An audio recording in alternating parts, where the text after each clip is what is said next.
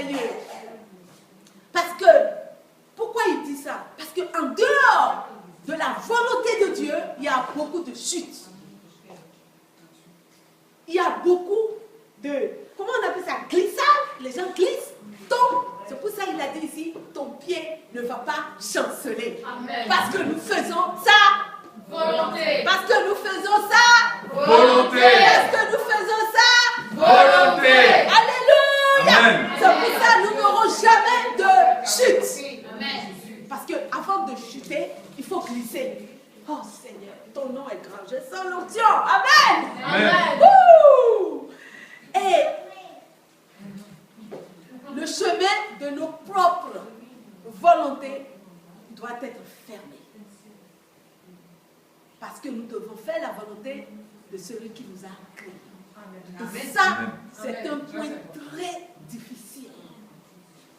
Parce que la volonté de la chair, la volonté du sang, nous a habités depuis Adam. Amen. Depuis Adam, dans ce jardin de bonheur, que Dieu, dans sa volonté, a voulu le bonheur à Adam. Adam a fait sa volonté et ses pieds ont glissé. Il a chuté. Il a chuté dans la mort. Et depuis, le monde, quelles que soient ses ambitions politiques, philosophiques, scientifiques, le monde gît dans la mort. Totalement dans la mort. Ça veut dire que nous n'avons rien à chercher du côté du monde. Tout ce que nous allons trouver dans le monde, c'est la mort. Oui, juste, c'est la mort. Parce que le monde est en dehors de la volonté de celui qui l'a créé. Amen. Amen. C'est juste, c'est ce que le psalmiste dit. Je lève les yeux vers le Créateur. Je ne lève pas les yeux vers les raisonnements, vers la philosophie. Je ne lève pas les yeux vers maman. Je ne lève pas les yeux vers même la Maison Blanche ou les politiciens. Hey, il y a des chrétiens qui seront déçus. Je vous le dis. Si nous restons dans la volonté de Dieu, nous n'allons jamais glisser ni chuter. Amen. Amen. Parce qu'il y a des chrétiens qui commencent à faire la politique. Il y a des chrétiens qui fixent les yeux sur maman. Mais ici, la Bible dit, je lève les yeux où? Vers les montagnes. En haut. Très haut. La montagne, elle est très haute. D'où me viendra le secours? Où est-ce que nous cherchons le secours?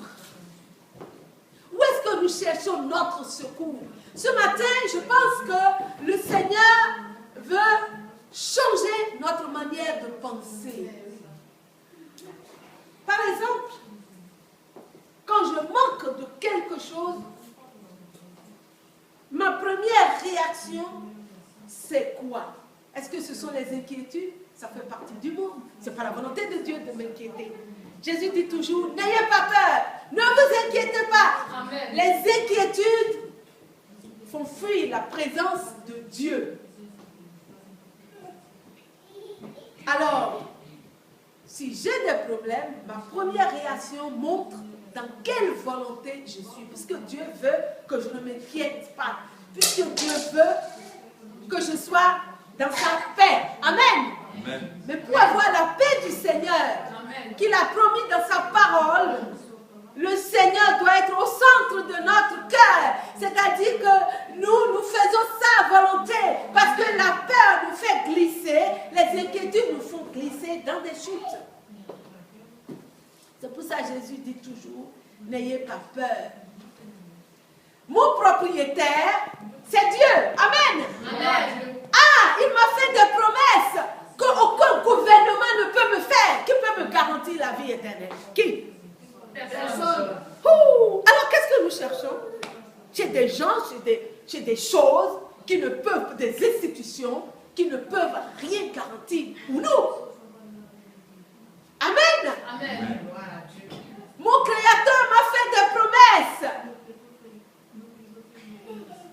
Dieu m'a fait des promesses. Alléluia. Et c'est costaud, ces promesses.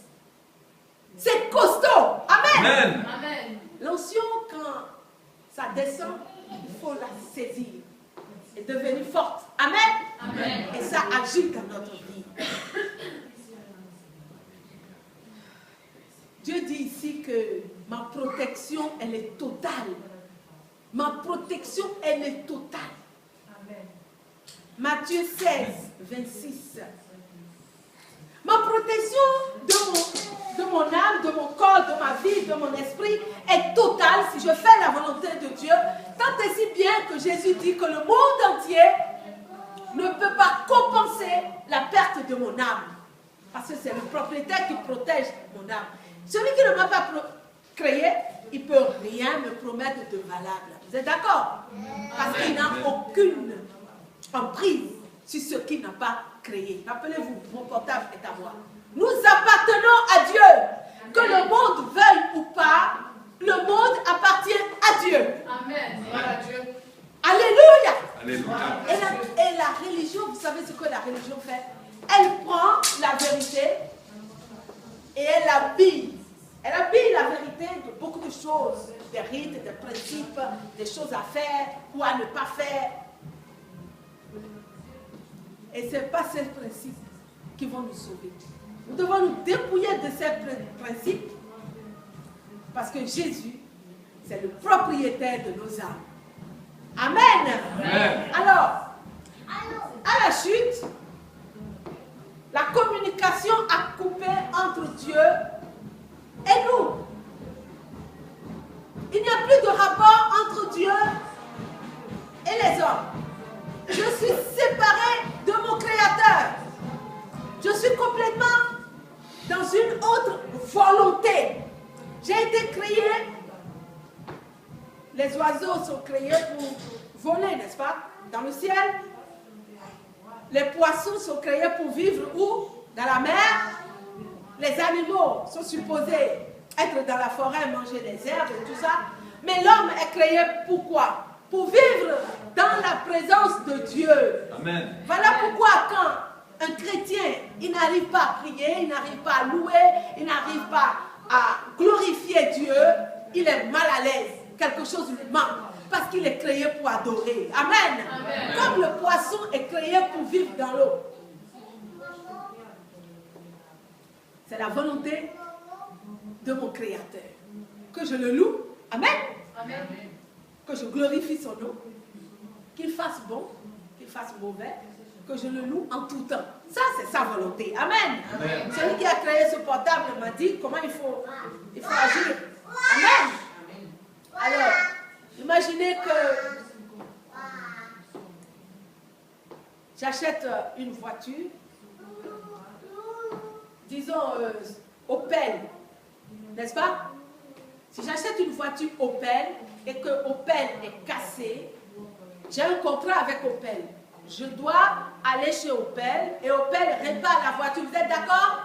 Oui. Amen. Mais si je n'ai pas acheté une voiture Opel, je n'ai pas de contrat, si ça se casse, de quel droit j'irai chez Opel? Vous comprenez? Alléluia!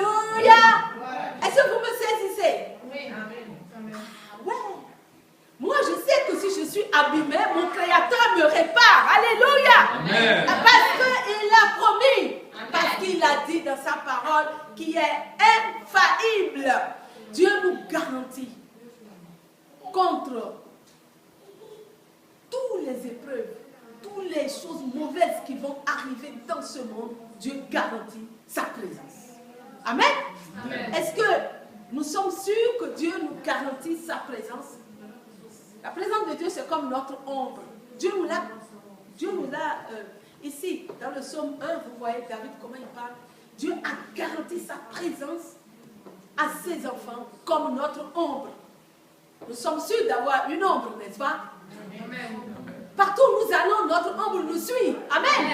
Amen. C'est la même chose. Dieu nous garantit sa présence comme notre ombre. Alléluia.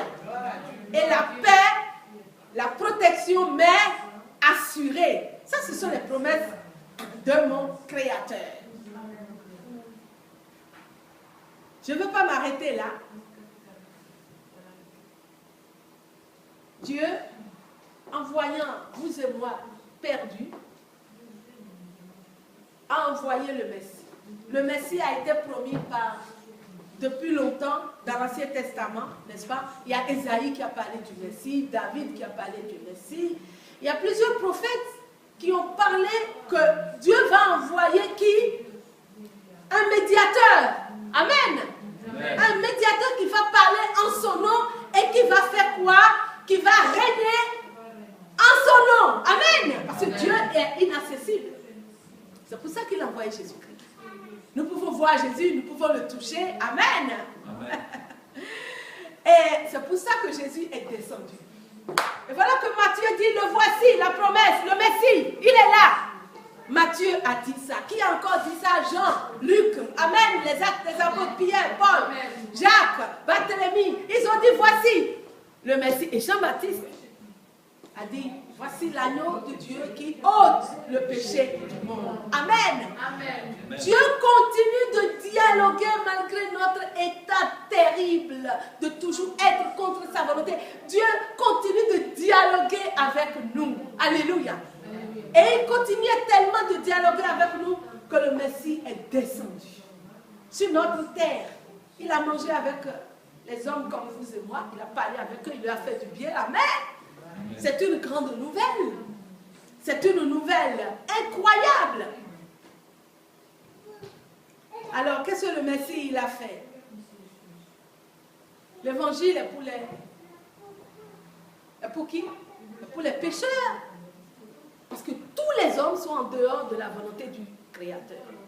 C'est pour ça que l'évangile est pour les pécheurs. Mais l'évangile ne cohabite pas avec le péché. Rappelez-vous. L'évangile est pour les pécheurs, mais ne cohabite pas avec le péché. L'évangile est là pour pardonner les péchés, pour purifier. On peut lire Marc 1, 40 à 45. Marc 1, 40 à 45, on va le lire rapidement.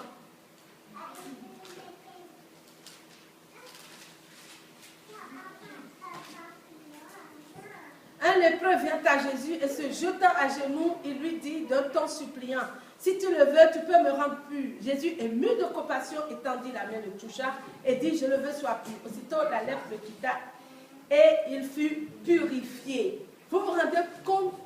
Un lépreux vient à Jésus. C'est bien, vous voyez la démarche. Un lépreux vient. C'est bien de venir à Jésus, mais il faut se mettre à genoux. Amen. Amen. Et demander la purification avec la foi, avec un cœur sincère. Alléluia. Amen. Voilà ce que le lépreux a demandé. Il n'est pas venu seulement vers Jésus. Il y a des milliers de gens qui sont venus vers Jésus. Mais ce lépreux, la Bible dit qu'il s'est mis à genoux. Alléluia. Signe d'humilité. Il était humble. Il demandait la purification. Et vous voyez, Jésus avait tellement compassion qu'il a répété la phrase de ce lépreux. Il a même touché le lépreux au risque. C'est un risque de toucher un lépreux. Jésus, il n'a pas peur de nous toucher ce matin. Amen. Amen. Jésus, parce qu'il est le Créateur, il ne risque rien. Il a toutes les garanties. Amen. Amen. C'est pour ça qu'il pouvait toucher le lépreux. Et le lépreux, Jésus a repris sa phrase pour montrer qu'il a compassion de lui. Il a dit, je le veux, sois pur. Si on vient vers Jésus et on confesse nos péchés de façon sincère, soyons sûrs qu'il va nous purifier. Alléluia! Amen. Ne restons pas en dehors de la volonté de Dieu, parce que la volonté du Créateur, de celui qui m'a créé, c'est de me purifier. Amen. Amen. C'est de me nettoyer. Amen. Amen. Alléluia. Alléluia. Pourquoi est-ce que Jésus est venu faire cela? C'est la chose la plus importante que Jésus est venu faire. Amen. C'est la chose la plus importante que Jésus est venu faire. Je le veux, sois pur. Amen. Dit le Seigneur. Si nous voulons ce matin, nous avons les promesses du Créateur. Si quelque chose est cassé chez nous, s'il y a un petit péché qui vient quelque part, Jésus dit, je le veux, sois pur. Jésus dit, je le veux, sois pur. Amen. Parce que vous savez, si on laisse les petites choses dans nos vies, ça peut devenir plus grand et après, ça nous fait glisser et nous fait chuter. Voilà pourquoi le Seigneur dit, je le veux, sois pur. Est-ce que notre cœur veut la purification? C'est ça. Tous les jours de notre vie, nous devons chercher la purification. Amen. C'est tellement important. Et le sang de Jésus est tellement puissant qu'aucun péché ne résiste quand ce péché est confessé. Le sang de Jésus est capable de nettoyer. Le sang de Jésus est capable de casser toutes les chaînes enlacées par n'importe quel péché, même le plus noir. Il est ici, le Seigneur. Il a cette puissance. Dieu lui a donné cette capacité qu'aucun homme ne peut jamais avoir. Le Fils de Dieu, il est descendu. Et il a dit, je le veux, sois pur.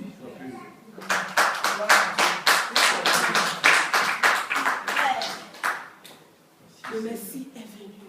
Le Nouveau Testament l'a proclamé. 1 Timothée 1,15 montre que Jésus est quelqu'un qui a une grande compassion. 1 Timothée 1,15. Si quelqu'un veut le lire rapidement, il a une compassion sans limite. Il a une compassion sans fin. Même si je pêche demain, il va me pardonner. Amen. Amen. C'est ça Jésus. Alléluia. Amen. Il a une compassion sans fin. Quelqu'un peut nous lire 1 Timothée 1,15. C'est une parole certaine et entièrement digne d'être reçue, que Jésus-Christ est venu dans le monde pour sauver les pécheurs, dont je suis le premier. Voilà ce que Paul dit, un des plus grands apôtres. Regardez ce qu'il dit. Il dit qu'il est le premier des pécheurs. Qu'est-ce que nous disons, nous, ce matin, à notre sujet? Relis-moi ça. Relis-moi ça. Qu'est-ce que nous disons? C'est une parole certaine et entièrement digne d'être reçue, que Jésus-Christ est venu dans le monde pour sauver les pécheurs, dont je suis le premier. Paul dit qu'il est le premier des pécheurs. Et nous sommes sûrement les deuxièmes. Ou alors les co-premiers. Alléluia. Mais il a dit que Jésus est venu pour nous purifier. Et le sang du Seigneur est là ce matin pour briser tout ce qu'on appelle noirceur du péché. Il est là pour nous laver. On l'a chanté. On l'a chanté. Alléluia. La compassion de Jésus est très forte. 1 Jean 1,7. 1 Jean 1,7. Il ne faut jamais douter que Jésus va nous pardonner. Jamais ce doute. C'est l'ennemi qui met le doute que nous ne serons pas pardonnés. Ça, c'est faux, ça. Dieu nous pardonne chaque instant. Amen. Chaque instant. Amen. 1 Jean 1,7. 1 Jean 1,7. Quelqu'un peut nous lire? Si nous marchons dans la lumière, comme il est lui-même dans la lumière, nous sommes mutuellement en communion, et le sang de Jésus-Christ, son Fils, nous purifie de tout péché. Et le sang de Jésus nous purifie de tout péché. Son sang est efficace éternellement. Amen. Amen. Si j'ai un enfant qui porte mon nom et qui a fait des bêtises, je ne lui retire pas mon nom, n'est-ce pas? Non, je ne retire pas mon nom. Je fais tout pour qu'il revienne sur le bon chemin, n'est-ce pas? Dieu, c'est pareil, Dieu est meilleur que nous. Pourquoi nous pensons que Dieu peut nous rejeter? Dieu ne rejette pas ses enfants. Amen. Amen. Dieu ne rejette personne. Alléluia. Amen. Dieu ne met dehors personne. Jésus a dit, je ne te mettrai pas dehors. Alors si on n'est pas dehors, on est dedans. Et si on est dedans, il nous purifie par ce sang qui est précieux. Nous allons lire maintenant Marc 4. Pourquoi Jésus fait tout ça? Pourquoi Dieu fait tout ça? Vous savez, pourquoi Jésus est venu pour nous sauver, pour nous pardonner chaque instant? Pourquoi Jésus est venu pour donner son sang puissant, pour mourir à la croix? Parce qu'il sait qu'un être humain que lui, il a créé, s'il n'a pas le sauveur, le médiateur que Dieu a envoyé, il est à la merci. Il est à la merci de qui? Des événements, des politiciens, du diable, des démons. C'est pour ça que Jésus est venu pour purifier les péchés. Amen. Amen. Ah oui. Et nous allons le voir. C'est incroyable. Jésus, Dieu l'a envoyé parce qu'il a vu des êtres humains comme vous et moi, qui sont malmenés par la vie, qui sont malmenés par les circonstances, les situations, qui sont malmenés par le prince de ce monde. Et Jésus est descendu en sauveur. Amen. Amen. Il est vraiment venu. Amen. Amen. Et il est là en ce moment. Alléluia. Amen. Il est vraiment venu et il est au milieu de nous. Il est en train de nous regarder, le Seigneur. Qu'est-ce qu'il fait, Jésus, en ce moment? Celui qui a dit aux lépreux, je le veux, il est ici et il dit ce matin, je le veux. Amen. Amen. Il ne change pas. Amen. Il ne change pas de langage. Parce que nous allons le voir dans le test qu'on va lire. Que s'il est venu mourir, c'est parce que nous sommes en danger. Vous vous rendez compte? Quand on réfléchit un tout petit peu, l'homme va aimer quelque chose qui va l'achever. Vous vous rendez compte?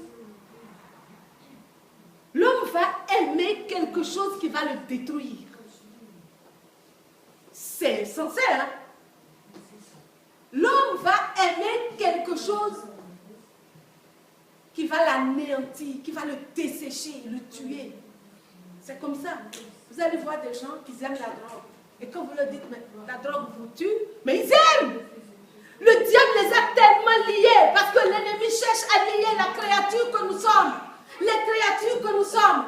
Il va tellement aller au fond de la personne qu'il va lier sa volonté. Et c'est les mauvais esprits qui vont commencer à agir. Ce n'est plus l'être humain que Dieu a créé. C'est pour ça que Jésus est descendu. Amen. Amen. Amen. Nous devons avoir compassion des gens.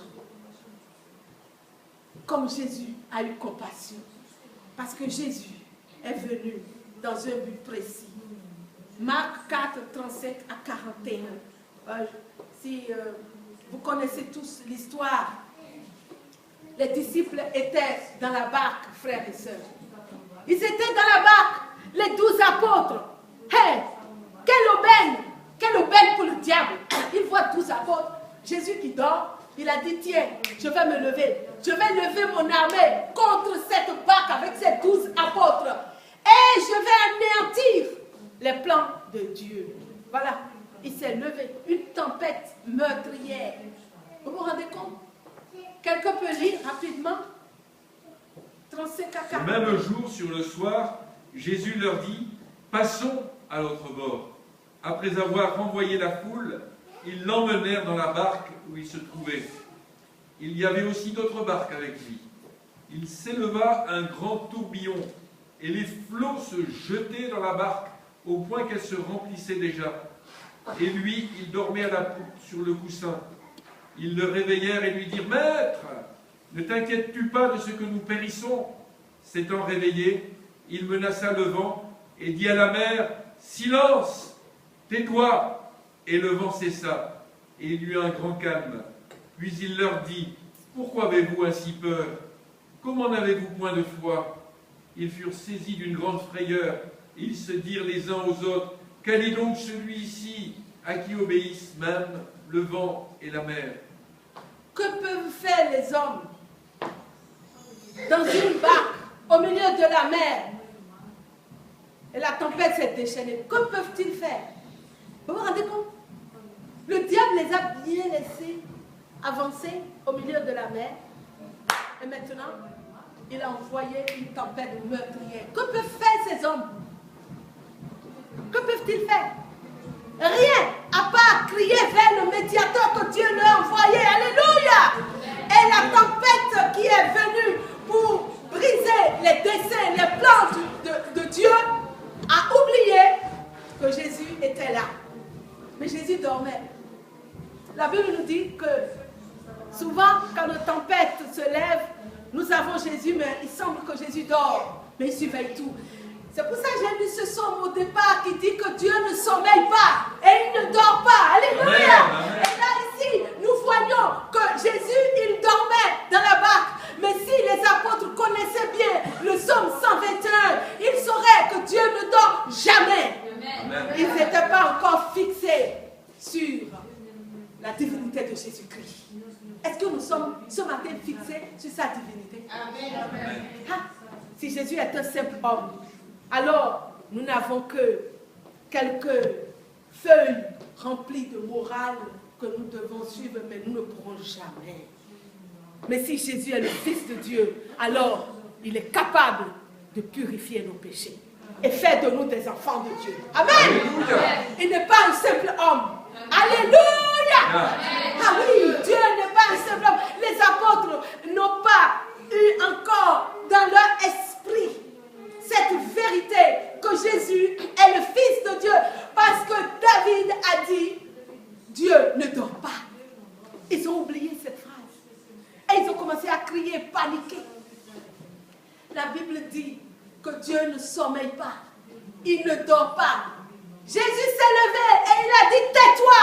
Il renverse les desseins de Satan. Il renverse les projets du diable et des sorciers réunis. Jésus s'est levé pour chasser du trône les puissants qui veulent faire du mal à son peuple. Oui, il protège son peuple. Amen. Amen. Je ne sais pas qu'est-ce qui s'est levé dans notre vie.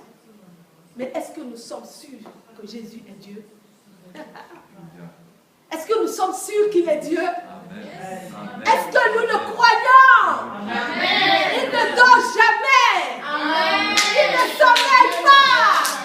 Amen. Il connaît tout, il voit tout, il sait tout, il entend tout. Il contrôle tout. Il contrôle tout. Amen. Amen. Alléluia. Il n'est pas un homme. Il est vraiment Dieu. En disant, tempête, tais-toi, Jésus a attesté sa divinité. Amen. Il a montré qu'il n'est pas un homme. Parce que les hommes, là, les 12, ils ne pouvaient rien faire. Mais le Fils de Dieu, il s'est levé. Quand il s'est levé, il a parlé. C'est pour ça que Jésus nous dit de proclamer sa parole.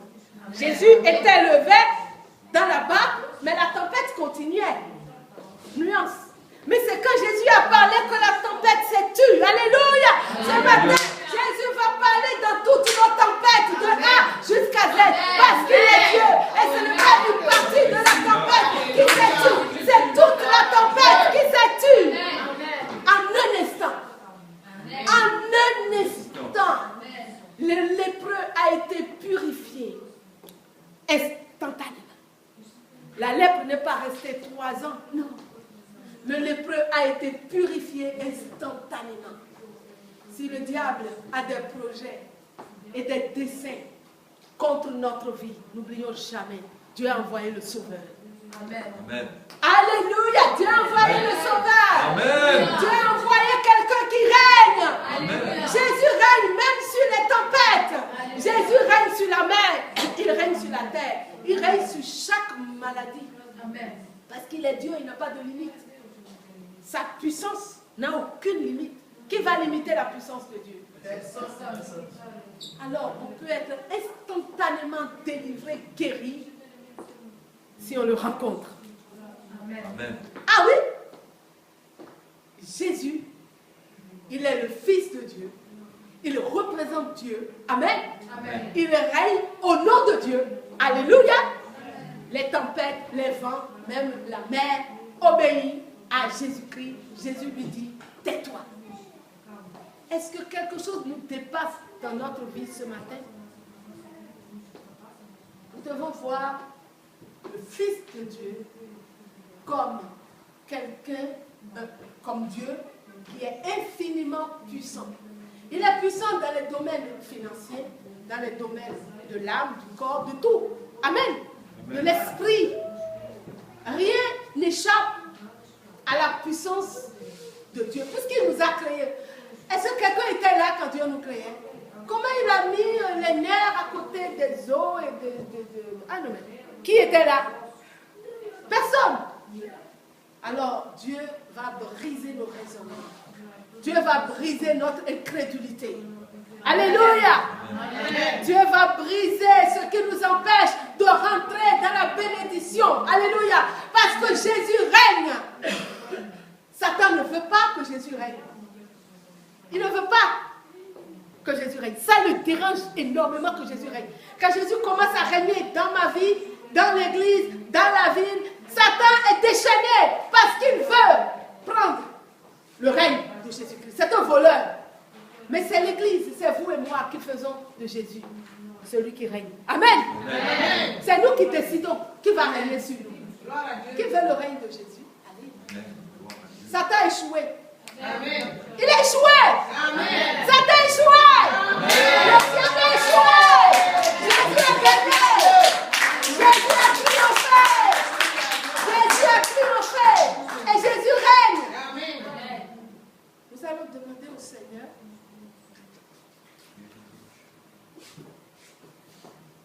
que les tempêtes qui sont levées dans notre vie, que ce soit les tempêtes d'une habitude qui n'est pas dans la volonté du Créateur, que ce soit une maladie qui n'est pas dans la volonté du Seigneur, amen, que ce soit les finances, manque de finances, manque de ceci ou cela, ce qui n'est pas dans la volonté du Seigneur, amen. Dieu, même si Dieu ne nous fait pas multimilliardaires, il veut couvrir tous nos biens, tous nos besoins, amen. J'en suis convaincue. Parce que moi, je ne peux pas laisser mes enfants dans le besoin totalement. Vous avez vu le fils de la République mendier dans la rue? Non. La volonté de Dieu, c'est de nous bénir. Amen. Amen. Alors, si ces tempêtes se sont levées dans nos vies, ce matin, nous allons nous lever.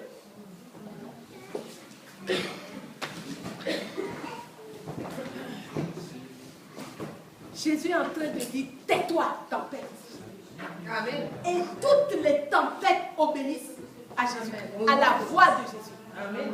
Nous allons nous lever et nous allons crier très fort avec Jésus et nous demander que la tempête là qui s'est levée, ou alors ce sont les autorités, alléluia, je ne sais quoi, qu'est-ce qui s'est levé contre nous, frères et sœurs?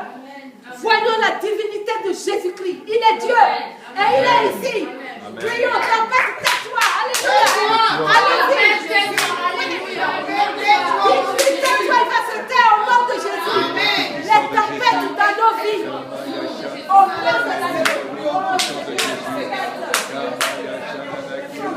la tempête des catholiques, Seigneur, sur la salle servite. Tais-toi au nom de Jésus. Au nom de Jésus. Les situations restent parce que Jésus règne. Jésus règne. Seigneur Jésus, dans les 3 jours, maintenant, c'est le 1er 2 juin, Jésus règne. Jésus règne. Je te dis de mettre tais-toi. Je te dis je vous dis, esprit de Dieu, au nom de Jésus-Christ. Jésus est Dieu, il contrôle la situation. Vous ne pouvez rien faire. Nous sommes cernés par le feu du ciel. Nous sommes cernés par le feu du ciel. Parce que Jésus règne. Ça fait des choses dans les pensées. Tu contrôles les puissants de la gauche, Seigneur. Et tu fais triompher ton règne. Tu règnes, Seigneur.